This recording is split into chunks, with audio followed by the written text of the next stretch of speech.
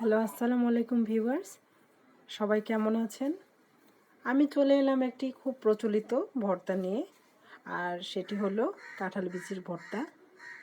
এটি সকলেরই জানা আছে কম বেশি। এটি করতে খুব কঠিন একটা ব্যাপার না। এটি একটি সহজ ভর্তা।